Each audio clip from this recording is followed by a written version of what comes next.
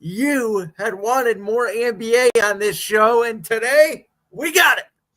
That is very true. I don't know anyone who saw this trade coming.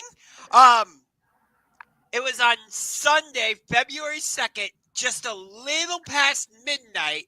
Shams Charania tweeted, Luka Doncic has been traded to the Los Angeles Lakers for Anthony Davis, and the Utah Jazz were part of it too. Well, in exchange, he also said, by the way, my phone is not getting hacked. This is real. Yeah, because everybody saw it and was like, I think your account got hacked. This is like a parody account or something. So, I mean, this will probably go down as the biggest / greatest trade in the history of the NBA, at least during the season. It may go down as one of the best trades of all time. Now, obviously, I think from a basketball perspective, LeBron James, Luka Doncic, very similar styles, both need the ball in their hands. We know the drill. But you say what you want about LeBron at age 40 right now. In my opinion, he's still a top 5 player in the NBA, at least offensively. I think him and Luka may be, 2 of the 5 best players overall in the NBA. And so for the Lakers to do that, I don't care what the reports out there about Dallas and Luka and his conditioning and all that. I get it. And I'm going to get into that here in a minute. But in my opinion, if you're the Lakers, to make this deal, yes, you had to give up Anthony Davis, but it was absolutely worth it. I think the Lakers are absolutely better, especially with the addition of Max Williams coming over from Charlotte. I think the Lakers are Mark Williams. Mark Williams, thank you. Excuse me. I think the Lakers are absolutely better today than they were a week ago. When you trade for Luka, the guy that just led the Mavericks to the finals last year, took Dallas to the Western Conference Finals in 2022, a 5-time All-Star. Yeah, I would say you're better. And I don't get what Nico Harrison was saying for Dallas. Like, it's because he came in overweight and like they didn't like his conditioning and all this and that. Okay, so he eats a few extra cheeseburgers. He got you to the NBA Finals last year. What are we doing? So, Josh, I like my sports theories.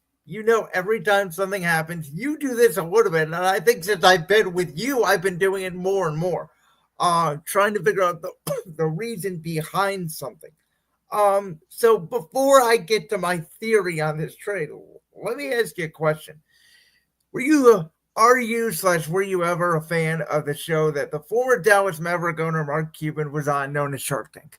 Oh, I love Shark Tank. It's one of my favorites. He's still on the show right now. This is his final season. Yep. So I have a theory. We all know Mark Cuban is leaving Shark Tank at the end of this season. We also know Mark Cuban no longer has, major control of the Dallas Mavericks. He basically sold the team. He's not involved in personnel anymore. Mark Cuban, about four years ago, was quoted as saying, would you rather trade Luka Doncic or get a divorce? And Mark Cuban said, if I was forced to trade Luka Doncic or get a divorce, give me the divorce papers and give me a divorce lawyer because I'm not letting Luka Doncic off my team.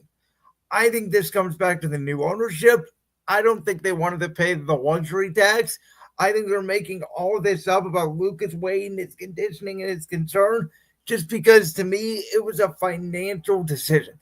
That's the way I see it. I think it's going to go down as a bad move because I don't think you can win a championship with aging Anthony Davis and aging Kyrie Irving, who are both, prime to also injury in their career. But I think it mostly had to do with they did not want to pay Luka Doncic the Supermax contract. Plus, we saw last season, the pairing between Luka and Kyrie was amazing to watch. They were playing so well together. Well, they got hot. Everybody remembers the trades they made along with Daniel Gafford and crew at the trade deadline because they entered in as what the 5 seed. They went for the Clippers, they went for Oklahoma City as well as Minnesota. And we all said that, this team, we didn't think that they could get back to the finals this year, but we all thought this was going to be a contending team. And as long as you have Luka Doncic on your roster, you are going to be an NBA Finals contender. Now, I was never like this guy that always said, oh, Luka was a top 3 or a top 2, or some people even thought at times he was the best player in basketball. I did not say that until last year because, as I've always said in the NBA, it's a prove it to me week. I needed to see Luka go through a stretch like he did last year, where he led that Mavericks team, which, let's be honest, did have no business making the NBA Finals, and he took them there. That is true, but then again, Dallas had no business getting to the Western Conference Finals in 2022, and yet that's exactly what they did. Yeah, totally. Listen, from the Lakers' perspective, in my opinion, the only team that they are no longer better than in the West is Oklahoma City.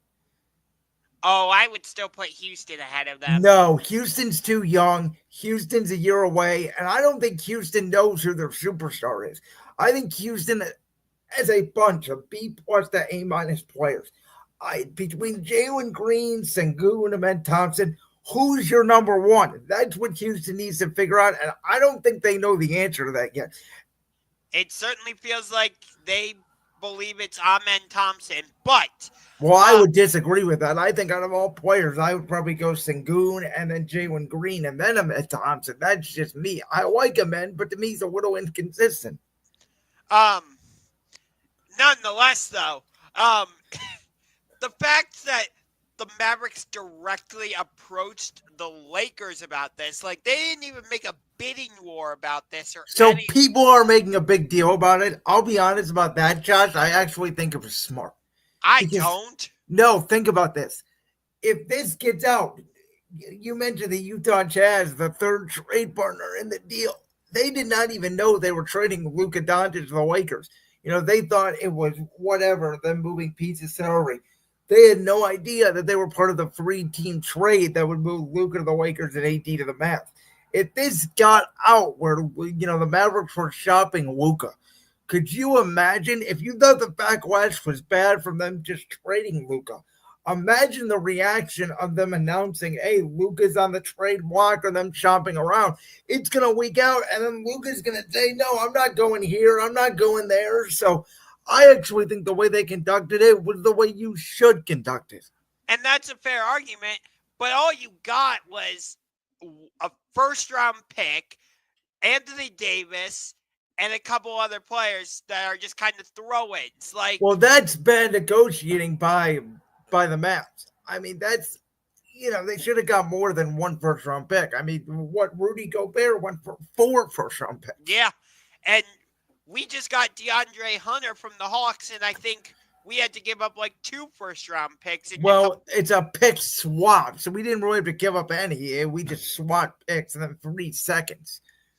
So, but that's still more than what Luka went for. Well, again, that's why you negotiate behind the scenes. It's just, I don't know how to explain this. I genuinely don't. Now, here's the thing. If Kyrie and AD stay healthy, and you can throw in Klay Thompson in there, there's certainly the team of aging number 2 or number 3s that are all injury prone. If they all stay healthy, I think Dallas can win a round. I don't think they're going to totally be in the dumpster. I think they're still going to be a playoff team. But I think you significantly hurt your chances of making a significant postseason run, not only this year, but in the future. I would agree with you there because, whoever their 2029 first-round pick is going to be is probably in high school right now. So he's probably in 8th grade or high school. And the thing is about the NBA draft, I mean, look at this year's draft. We didn't even know who was going number 1 and number 2. Yeah, exactly. And it ended up being Zachary Richardson and Alex Sard. I I don't even know what they're doing for their respective teams. Um, but it's just the NBA draft is not as impact right away as say the NFL draft is. No, which is why it's so weird that these teams are coveting like 2031 and 2033 first. Like, how do you know what this player is going to be? He could be a total dump. He could be the next Wemby. I don't know what the draft's going to look like in 10 years. Yeah, I agree with you there. Hey, speaking of Wemby, the Spurs even got more. This is the trade that like happened and nobody cares about because there's other bigger trades. But this was a minor. I call it a minor major move. No, but where I was going with that was like I feel like the Spurs Sacramento basically got more in return for De'Aaron Fox than Dallas did for Luka. Well, again, that's because De'Aaron Fox publicly said, "I'm on the trade block. I'm not going to be playing for Sacramento." Which Sacramento went from a team a couple years ago who had real potential. They took on the Warriors in that first round playoff matchup with Mike Brown. They got eliminated in 7 games in that series. And it's like, that was their run. That's it. Let's blow it up. Yeah, I don't get it. But the the Lakers should win that division now. I would think. I don't. The NBA has divisions. I'm joking. I know they have divisions, but I don't think anybody knows about them. Yeah, at this point, the Lakers should win their division because Phoenix is a mess. Yeah, sure, the Warriors got Jimmy Butler. We're about to talk about that. But I don't think the Clippers are going to win that division. Although they're the top team in said division right now. I would think the Lakers are going to jump up and take that top spot, but maybe they can get to the Western Conference Finals, but that's about it. Well, again, that's kind of what I feel like. I kind of feel like it's Oklahoma City versus the field right now in the West. I'm not going to dismiss Houston or Denver right now. See, and again, last year, I was all on Denver. Denver, to me, this year is very Jokic dependent. I don't think they're very deep. Like, I think the Lakers are deeper than Denver this year. And yet, Denver still proves to be the Lakers' boogeyman. Well, we don't know that now, right? How are they going to match up with LeBron and Luka? I mean, the weird thing here, obviously, with LeBron and Luka is the fit. But I think LeBron is going to play more off the ball. He's going to let Luka bring the ball up. Like, I think their games actually complement each other. And you know that with this trade, the Lakers are basically saying, hey, this isn't LeBron's team anymore. So, Josh, do you remember what I told you on the championship rings that we did when Bronny James got drafted by the Lakers? I'm trying to remember what you said. It was about LeBron. It was not about Bronny. Yeah, I don't remember. Remind me.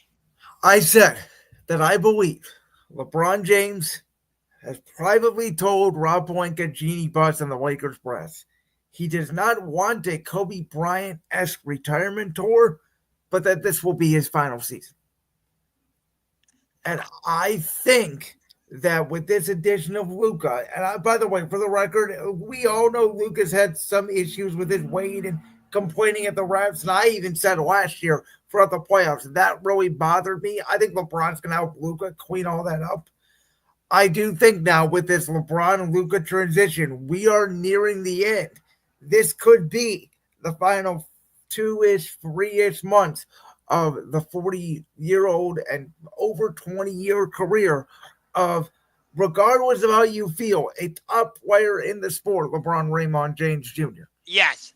I don't agree with that. I think he's going to stay for a couple more years to see how this plays out with him and Luka. But the moves that the Lakers are going to make for the future or from here on out are going to center around Luka. That's why I think they made the trade today with the Hornets for Mark Williams, because Luka likes playing with those types of bigs. It's why the Mavericks had so much success last season. Um, And I I didn't didn't. know much about Mark Williams before the trade, so I did some deep diving on him. He can stretch the floor, he can rebound, he averaged 19 points a game. Like, that's exactly what they needed to replace AD up front. Yeah. Didn't love that they had to give up their rookie Dalton Connect out of Tennessee, but He's a good player, but like, he was what, eighth or ninth in their rotation. Like, I think to get a big man, which they needed, because that was the one concern with the trade, they were so small. I thought they were going to even try to make a bigger move and maybe try to dump Austin Reeves and get even another piece. so that's where the speculation I think is going to shift to now that like these moves have been made. I think that's where the speculation shifts to. Not so much how long LeBron stays. Well, Uh, what speculation do you mean? I mean, the trade deadline's over. I don't get where you're going with that. so not for this season, but like I said, all the moves the Lakers are going to make either in the buyout market this season, off season, or seasons to come are going to center around Luka. Will that still work with somebody like an Austin Reeves, or are they I going to gotcha. are Okay. they are they going to have to involve him in a trade at some point in the future? Obviously, not this season. To get a piece that will complement Luka. So let's talk about Jimmy Butler going to the Golden State Warriors. The thing to me, which is the most fascinating part about this trade, I don't know if you read this. This trade originally was actually not Jimmy Butler to the Golden State Warriors. And It was obviously, actually Jimmy Butler to the Phoenix Phoenix Suns. Suns, Kevin Durant to the Golden State Warriors, and obviously Wiggins going to Miami. And Durant, which I find, to be honest with you, very strange, decided to nix the trade, basically saying he didn't want to go back to Golden State. Is that a Draymond Green reason? I don't know. I mean, if I was Durant, I would think I'd want to get out of Phoenix and go to the place that I had the most success in my career. But Jimmy Butler to me, he will fit in that Golden State culture. He's a very good worker. We know what he wanted out of Miami. We know he will bring the best out of everybody there. I'm very interested to see how he clashes with Draymond Green. But to answer the question on the screen, Josh, this answer is no. I agree. Um, they're I they're very much agree with you on there's this one. like I think are they a tiny bit better? Yes.